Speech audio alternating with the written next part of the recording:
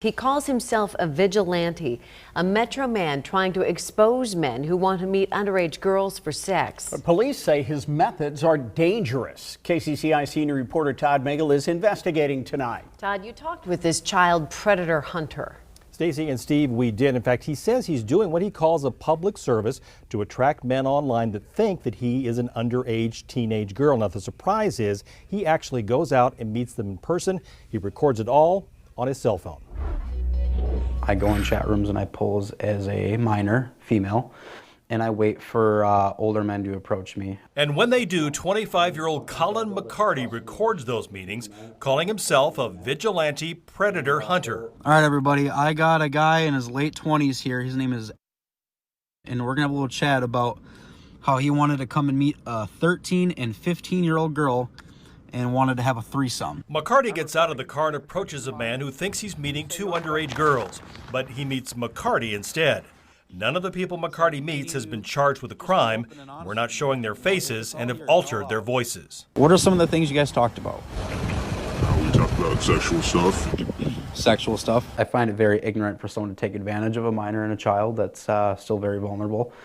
And I feel like this is kind of my revenge to just go out and expose those people so anyone who plans on doing it will think twice. McCarty uses social media web apps and uses a decoy picture to attract a man. The conversation of how old are you usually pops up.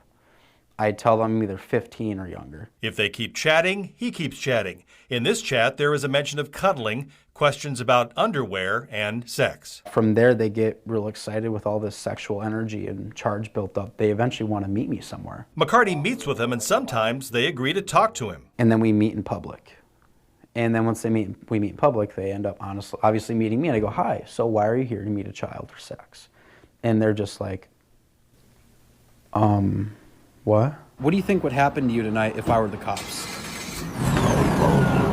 Probably be arrested. So why does he do it? Well, McCarty says he was groomed or enticed by an adult when he was 16. He brought me beer and he had then texted me, you know, hey, I've been doing this for you. What are you going to do for me? I'm like, well, what do you mean? And then that's when I learned that he wanted more than just to be my friend. McCarty then posts the videos on Facebook or YouTube. He's named his YouTube channel Chris Hansen after the NBC reporter who trapped predators during his primetime network show. Once I catch these men, I mean, their life is practically over. I mean, you lose your job, you lose your career, you lose your wife. You know, a lot of these guys that I catch are usually married with kids and have a good career. We encourage everybody to be a good witness. This is going over that line. Des Moines police are well aware of McCarty's hunting expeditions. They don't like it and would prefer McCarty call them instead of endanger himself. I think the way he handles this isn't going to be something that's going to stop the problem. If you come up against a true predator, this type of conversation isn't going to scare them no matter what they're doing. I don't think that's really going to stop me. I mean, I want to work in this kind of field, and hopefully maybe the Des Moines police would probably give me some sort of direction of where I should go with this, rather than tell me, hey, to stop doing this. McCarty says despite the warning from police, he wants to continue to expose predators. Yes, I'll be honest, it is a little scary going out and meeting these guys. A price he's willing to pay. Are you worried about being sued for defamation or for libel? But I have talked to lawyers and I've talked to police about what I do, and it sounds like as long as I stick to my process, you know, I should be okay. Yes, I see where I'm at fault.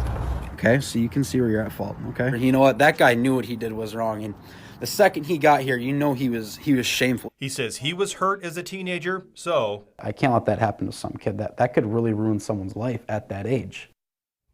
Now, McCarty says now he takes other team members and friends with him when he tries to meet these men in public, but police are very adamant they don't want him to do this. They say if he runs into somebody that could be causing some kind of a crime, they need to call him on 911 and let them solve that crime. Stacey?